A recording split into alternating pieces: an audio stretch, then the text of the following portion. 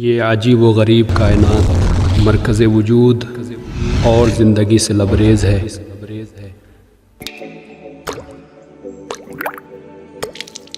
کچھ مخلوقات نظر آنے والی ہیں اور کچھ کو ہماری نگاہیں درک نہیں کر سکتی۔ یہ سفر حیات تیز رفتاری کے ساتھ جاری و ساری ہے، جس کی رفتار میں نہ کمی آتی ہے اور جو نہ کبھی رکنے کا نام لیتا ہے۔ یہ سلسلہ یوں ہی چلتا رہے گا یہاں تک کہ وہ دن آ جائے گا جب مخلوقات کو نعمت وجود سے محروم کر دیا جائے گا۔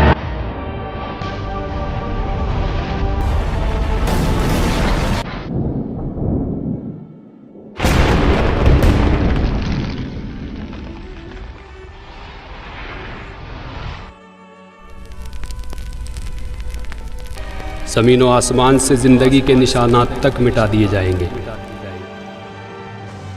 عجیب و غریب علامات ظاہر ہونے کے بعد کہ جب آفتاب مغرب سے طلوع ہوگا، کائنات کی حالت مکمل طور پر بدل چکی ہوگی۔ توبہ کے دروازے بند کر دیے جائیں گے۔ حضرت اسرافیل کو سور پھونکنے کا حکم دے دیا جائے گا۔ جس سور کی آواز سنتے ہی زمین و آسمان کی مخلوقات موت کی آغوش میں سو جائیں گی۔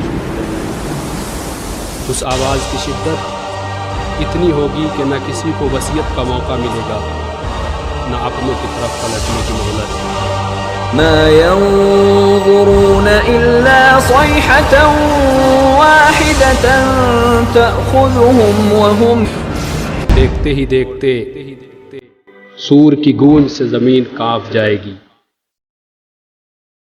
خوف و دہشت سے دامن حیات چھوٹ جائے گا اور موت سب کو اپنے دامن میں سمیٹ لے گی۔